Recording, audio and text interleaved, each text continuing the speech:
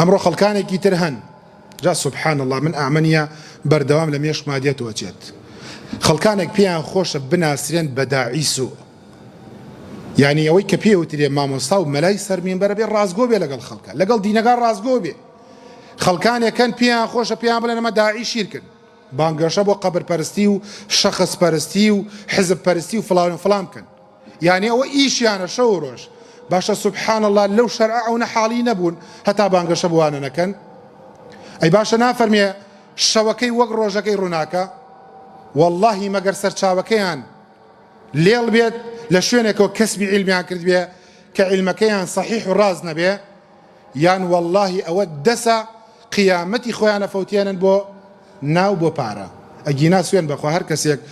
5 ساڵ فەقیهەتی بکە و جامیع و مەحەدێ ببینێ ئەزانێت کامە حەقە کامە بیدعەیە کامە شیرکە ئەمڕۆ خەڵکانێکن بانگەشە بۆ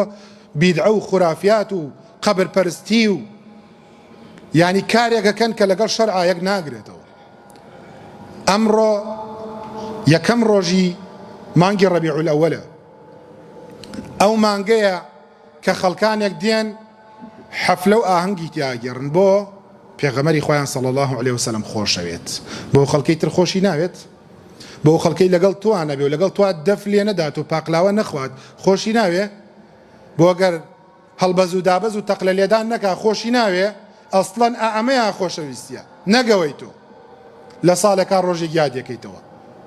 بۆیە خۆشەویستی بەوە نابێت بە بانگەشەش نایخوات و بە تەویلات و تەحریفاتش نایخوات بتوانیت چاوبەست بکەیت لە دنیا لە خەڵک حاجیەکت پێ خەڵەتا گەنجێک ئافرەتێک ناتوانی خەڵکانێک کە عیلمیان پێ کە چاوکراون بیان خەڵەتینی ناتوانیت بشتوانیت فێڵێ بکەیت و ناوی گەورە بۆ خۆ دەربکەیت لە قیامەتا لە ساحەی مەحشەرا خی گەورە لوتە شۆڕەکە جا بانگەشەکارێکی حەق بە سڵ مەکەرەوە لە چی سڵەکەیتەوە لە ناو جەمعێکایە سبحان الله شەهادەیەک ماستەرێک دکتۆرایەک عقلێک بە تۆ نەدا لە جەمعێکی خورافیات تا بێیتە دەرەوە بایی چییە واللهی بایی فلسێکە بایی فلسێکە ئینسانە بێ خۆی بپارێزێت لەگەڵ ئەهلی بیدعا نەبێ لەگەڵ خەڵکانێکی مشریکا نەبێ لەگەڵ خەڵکانێکی بانگەشەکاری سەرکەوتنی فلان و فلانە نەبێ بەڵام هەر بە